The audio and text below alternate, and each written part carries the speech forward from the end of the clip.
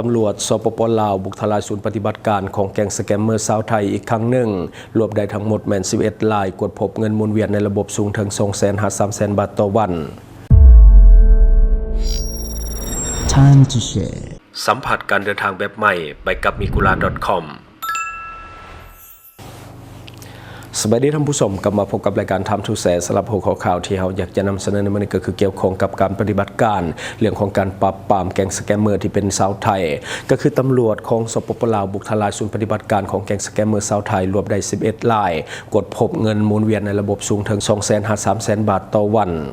ในเวลาประมาณ20 โมงของวันที่27 มิถุนายน 2026 เจ้าหน้าที่หน่วยปฏิบัติการพิเศษสังกัดกองบัญชาการป้องกันความสงบหรือว่าปกส.เมืองไซเสธานครหลวงเวียงจันทน์ได้ออกลาดตระเวนรักษาความสงบในเขตรับผิดชอบก่อนจะสังเกตเห็นอพาร์ตเมนต์แห่งหนึ่งอยู่บ้านคำสวาดที่มีบุคคลเข้าออกอย่างผิดปกติจึงเกิดความสงสัยว่าอาจจะมีกิจกรรมที่ผิดกฎหมายเกิดขึ้นด้านในหลังจากนั้นเจ้าหน้าที่ได้ประสานกำลังกับฝ่ายปกครองบ้านคำสวาดหน่วยสายกวด 1191และตำรวจประจำท้องที่เข้ากวดค้นอพาร์ตเมนต์ดังกล่าวผลการกวดค้นพบผู้ต้องสงสัยจำนวน11 คนประกอบมีเพศชาย6 คนและเพศหญิง5 คนโดยทั้งหมดเป็นคนสัญชาติไทยที่ถูกกล่าวหาว่าลักลอบเปิดและดำเนินกิจการเกี่ยวข้องกับเว็บพนันออนไลน์ภายในอพาร์ตเมนต์ดังกล่าวนอกจากการจับกุมผู้ต้องหาแล้วเจ้าหน้าที่ยังกวดยึดของกลางจำนวนหลายประกอบมีคอมพิวเตอร์11 เครื่องหน้าจอคอมพิวเตอร์37 จอโทรศัพท์มือถือ135 เครื่อง iPad จำนวน12 เครื่องโต๊ะและตั้งสำหรับใส่เป็นศูนย์ปฏิบัติการจำนวน48 ชุดจากการสอบสวนในเบื้องต้นพบว่าเป็นเว็บพนันออนไลน์ดังกล่าวใช้ชื่อว่า71 U Web เปิดให้บริการเว็บพนันหลายประเภทรวมทั้งบาคาร่าสล็อตและก็หวยลาวหวยไทยและก็หวยเวียดนามโดยมีเงินหมุนเวียนเฉลี่ยประมาณ 200,000-300,000 บาทต่อวันปัจจุบันเจ้าหน้าที่ได้ควบคุมตัวผู้ต้องหาทั้ง11 คนพร้อมกับของกลางทั้งหมดเพื่อดำเนินคดีตามกฎหมายขณะเดียวกันเจ้าหน้าที่กำลังขยายผลการสืบสวนเพื่อที่จะติดตามหาผู้ร่วมกระบวนการและก็กวดสอบเส้นทางทางการเงินและก็เครือข่ายที่เกี่ยวข้องกันเรื่องของการดำเนินเว็บพนันออนไลน์ดังกล่าวเพื่อนำตัวผู้เกี่ยวข้องมารับโทษตามกฎหมายต่อไป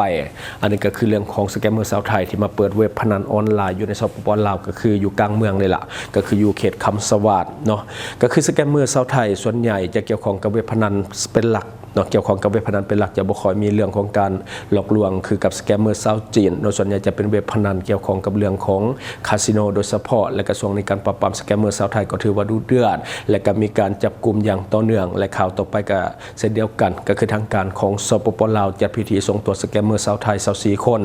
กับคืนประเทศไทยตำรวจไซเบอร์ของไทยได้เล็งสอบสวนผู้ต้องหาทุกคนและพบว่ามี2 คนมีหมายจับอยู่แล้วเมื่อวันที่30 มิถุนายน 2026ที่ด่านพรมแดนความมิตรภาพลาวไทยแห่งที่4อำเภอเชียงของจังหวัดเชียงรายเจ้าหน้าที่จากหลายภาคส่วนของไทยประกอบด้วยด่านภาษีตำรวจกดคนเข้าเมืองตำรวจสืบสวนอาชญากรรมทางเทคโนโลยีหรือว่าไซเบอร์โพลิสกองบังคับการปราบปรามการค้ามนุษย์สำนักงานพัฒนาสังคมและความมั่นคงของมนุษย์ฝ่ายปกครองและก็หน่วยเรือรักษาความสงบตามลำแม่น้ำคลองได้ร่วมกันเรื่องของการมอบตัวคนไทยจำนวน24 คนจากทางการของแขวงบ่อแก้วของสปป.ลาวการส่งตัวในครั้งนี้เกิดขึ้นหลังจากที่คนไทยจำนวน24 คนได้เดินทางเข้าไปในสปป.ลาวโดยบางคนใส่เพียงเอกสารผ่านแดนชั่วคราวหรือว่า border pass ขณะที่บางคนก็ใส่หนังสือผ่านแดนเป็นพาสปอร์ตหรือว่าเอกสารอื่นๆเพื่อเข้ามาเฮ็ดเวียกและต่อมาทั้งหมดถูกเจ้าหน้าที่ของลาวควบคุมตัวในข้อหาเรื่องของการกระทำผิดกฎหมายและก็มีข้อสงสัยว่าอาจมีความเกี่ยวพันกับเรื่องของเครือข่ายอาชญากรรมทางเทคโนโลยีหรือว่าขบวนการแก๊งคอลเซ็นเตอร์และก็ขบวนการหลอกลวงทางออนไลน์หรือว่าสแกมเมอร์จึงมีการประสานส่งตัวกับคืนประเทศไทยเพื่อดำเนินการตามขั้นตอนของกฎหมายของไทยจากการมอบตัวพบว่าผู้ถูกส่งกลับเป็นเพศชายจำนวน15 คนและก็เพศหญิง9 คนมีอายุอยู่ระหว่าง19 ปี41 ปีมาจากหลายจังหวัดของประเทศไทยพร้อมกันนี้ทางการของสปป.ลาวยังได้ส่งมอบของกลางที่กดยึดได้ในคดีดังกล่าวประกอบมีโทรศัพท์มือถือ11 เครื่องคอมพิวเตอร์โน้ตบุ๊ก4 เครื่องหนังสือเดินทางหรือว่าพาสปอร์ตจำนวน20 เล่ม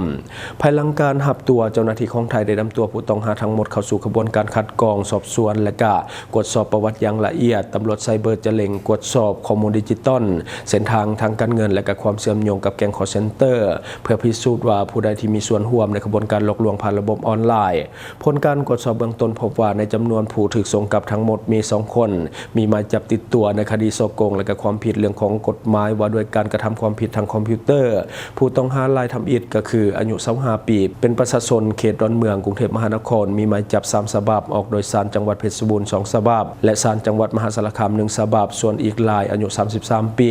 เป็นประชาชนจังหวัดกำแพงเพชรมีหมายจับจากศาลแขวงพระนครใต้ลงวันที่23กุมภาพันธ์ปี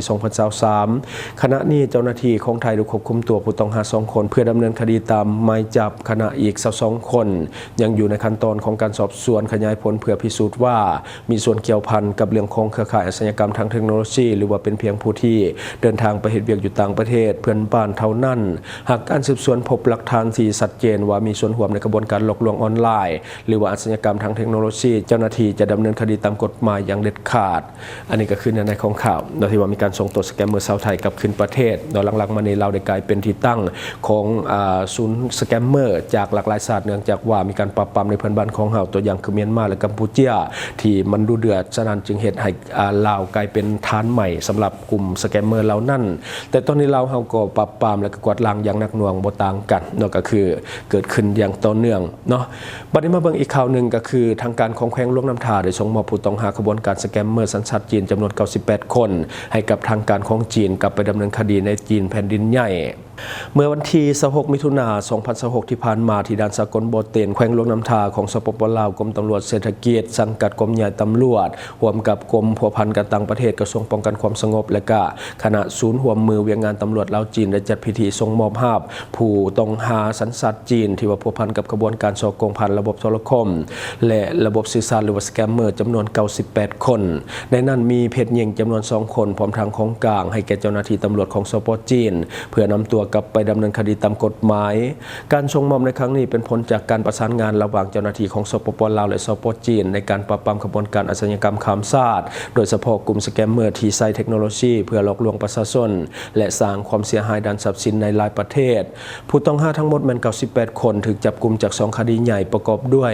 ตัวที่1ก็คือกรมตำรวจเศรษฐกิจกรมใหญ่ตำรวจจับกุมได้26คนในวันที่23มิถุนายน2026ที่เรือนเสาแห่งหนึ่งที่บ้านขุด3บาทเมืองไซธานีนครหลวงเวียงจันทร์และกรณีที่2ก็คือแผนกตำรวจเศรษฐกิจและกองบัญชาการปกส.แขวงสะหวรรณเขตจับกุมได้72คนในนั้นมีเพศหญิงเพียง2คนจากการบุกกวดคน3จุดในนครไกรสอนแขวงสะหวรรณเขตประกอบมีเฮือนผักกิ่งทองบ้านพลสว่างใต้และเฮือนผักโมทิบเก่าบ้านพลสว่างเหนือและสร้างสินค้าบ้านนาเล่าจากการสืบสวนพบว่าผู้ต้องหากลุ่มนี้ได้ใช้สปป.ลาวเป็นบ่อนเคลื่อนไหวและก็ดำเนินการฉ้อโกงทรัพย์สินผ่านระบบโทรคมและก็การสื่อสารซึ่งว่าเป็นรูปแบบอาชญากรรมเทคโนโลยีกำลังแพร่ขยายในหลายประเทศภายหลังการจับกลุ่มเจ้าหน้าที่ของเราได้ดำเนินตามขั้นตอนของกฎหมายก็จะส่งมอบผู้ต้องหาพร้อมกับของกลางให้แก่ตำรวจจีนเพื่อนำตัวกลับไปดำเนินคดีตามกฎหมายของจีนเจ้าหน้าที่เรายังขอความร่วมมือจากประชาชนถ้าพบเห็นบุคคลหรือว่ากลุ่มคนที่มีพฤติกรรมน่าสงสัยหรือว่าอาจจะพัวพันกับอาชญากรรมทางเทคโนโลยีให้รีบแจ้งต่อเจ้าหน้าที่ตำรวจในท้องถิ่นหรือว่าติดต่อผ่านแฟนเพจของกรมตำรวจเศรษฐกิจโดยสายด่วนต่างๆเพื่อให้เจ้าหน้าที่เขาตรวจสอบและก็ดำเนินการตามกฎหมายของเราต่อไปเนาะนี่ก็คือในของข่าวทั้งหมดที่ว่า